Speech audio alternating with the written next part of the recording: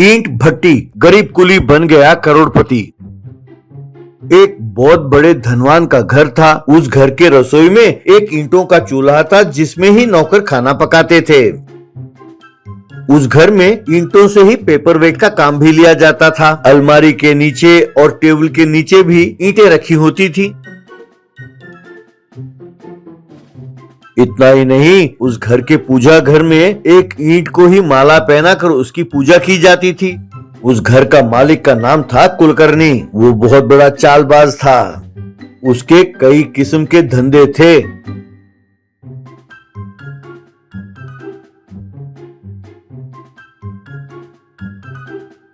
लेकिन उसका पहला धंधा था एक ईंटों का भट्टी। उसके बाद उसने कई किस्म के धंधे किए और आज करोड़पति बन गया। हर रोज वो बिना ईंटों की पूजा किए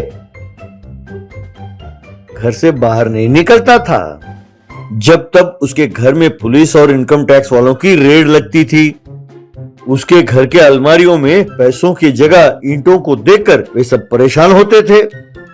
कुलकर्णी: साहब, मैं ईंटों की बहुत इज्जत करता हूँ। मैं ईंटों की पूजा करता हूँ साहब। आज मैं जो कुछ भी हूँ बस इन ईंटों के कारण हूँ, इसीलिए मैं ईंटों की पूजा करता हूँ। मैं इन्हें अपने आसपास रखता हूँ। अगर आप चाहें तो ये ईंट ले जाएं और इनकी जांच करा लें। तब पुलिस: सुनो भाई, तुम्हारे खिलाफ बहुत शिकायतें हैं। हमने इन ईंटों को पहले भी ले जाकर टेस्ट किया था, लेकिन उनमें कुछ नहीं मिला। एक ना एक दिन तुम पकड़े जरूर जाओगे। कहकर वे सब चले जाते।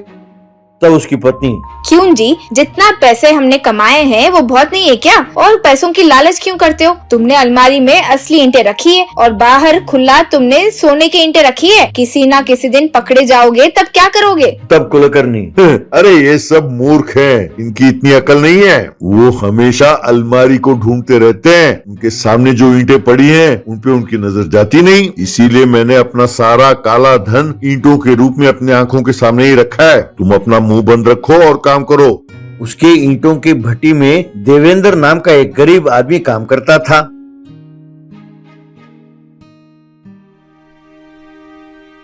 उसका काम था ईंटों को अपने सर पर ढोकर उन्हें लॉरियों में चढ़ाना।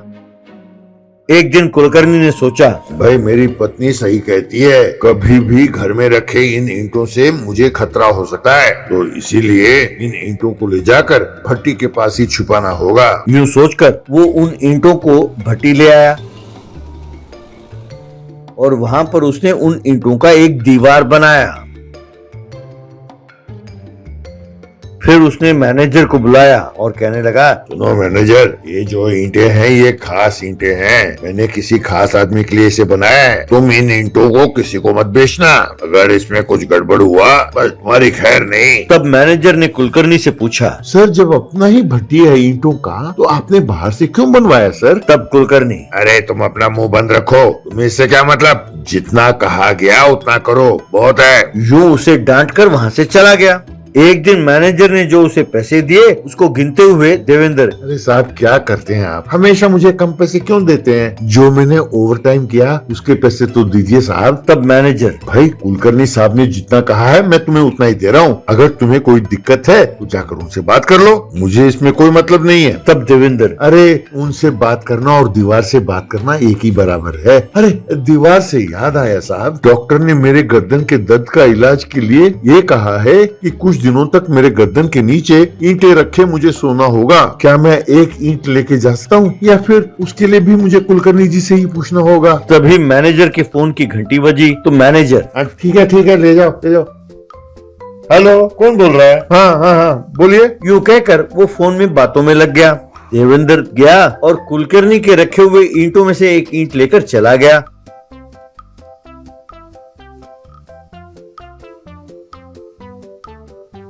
रात को अपने सर के नीचे रख के वो सो गया।